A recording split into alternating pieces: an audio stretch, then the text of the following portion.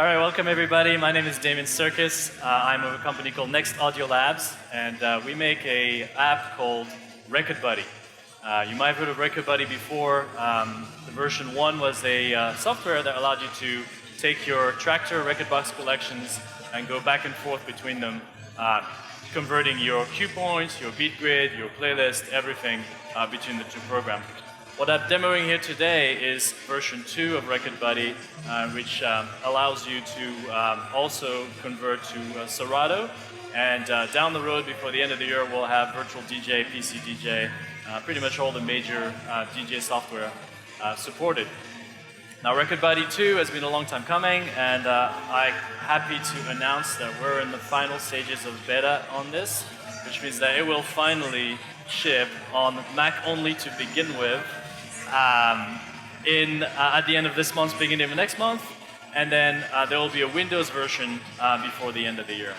So, what can you use Rekord Buddy for? Well, you use it primarily to not just convert collections between all the different programs, but also organize your music collection way more easily than you can with any other programs. So that means that even if you're only using, let's say, Serato, and Serato is your primary program you DJ with, it's actually really useful to have Rekord Buddy on top of it to organize your music way more quickly and way more easily than you can with Serato's browser directly. So what can you do?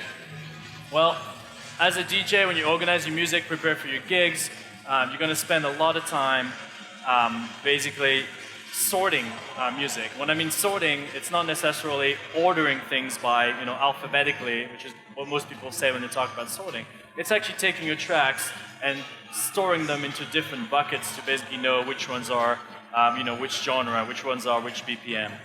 Most people will do this manually.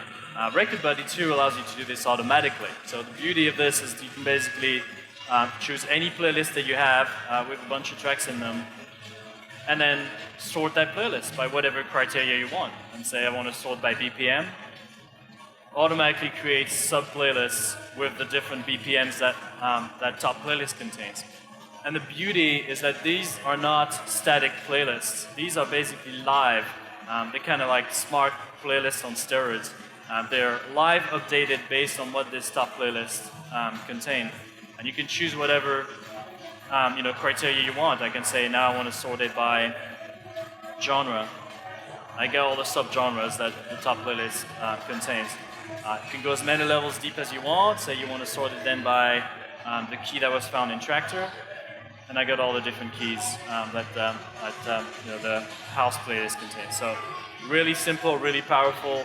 Once you sync this down to whatever program you use, Tractor, Serato, these will look like regular playlists that you would have done by hand yourself. It's just that in this case, the program does them for you. And it's actually key now that this helps you change the way you think about playlists altogether. Playlists used to be a way to organize your music, to basically separate things out. With Rekord Buddy 2, playlists become just big record crates, and they just become things that you can throw tracks at. And I typically will make one playlist, throw a lot of music at it, and then let the program sort the music for me. You store the information with the track itself, which means that you can use that sorting information anywhere you want on as many playlists as you want. You can also use a nice little trick that I use all the time, which is to basically clone a playlist, so you can sort it by different criteria. So I'm going to clone the same crate. Now, right down here, I have a clone of Bounce. What this is actually it's a real, not only just an exact copy of my initial playlist, but also a linked copy. So anything that happens in this one, if I drag tracks in this, it will automatically drag into this. So what that lets me do, that lets me then sort this by a different criteria. So I can go sort by record label. And same playlist, same tracks, just a different view into it. And I can then go drag this clone anywhere I want. Again, they will stay linked, at all times, which is like super useful. Where it gets really, really interesting is if you start not just using the track metadata, but use your own tags to store some information. So tags are basically supported in a lot of software nowadays, but there's not a lot of them that allows you to do something with the tags themselves once they're created. What this does is allows you to use tags as a sorting criteria with the program. So let's say that I want to create a simple binary tag call for example, to separate the censored track from my non-censored track. So I'm going to create a tag, just one word, call it censored. I mark this track, I mark that track as censored.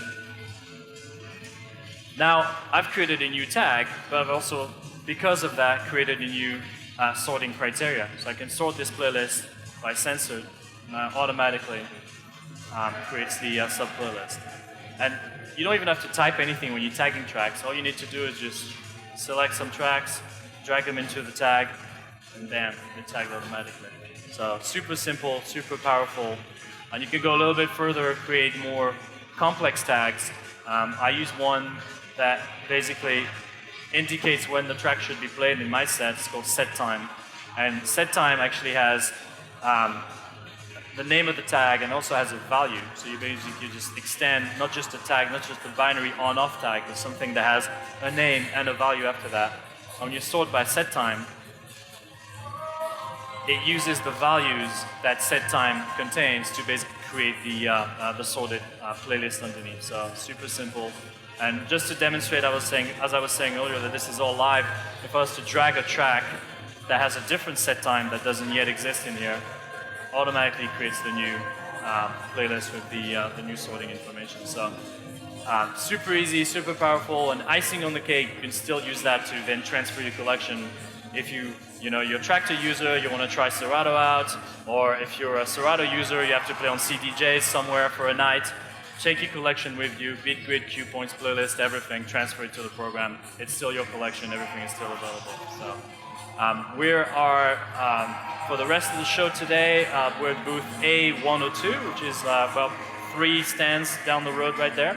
So if you want to come say hi, get a demo, ask some questions, feel free.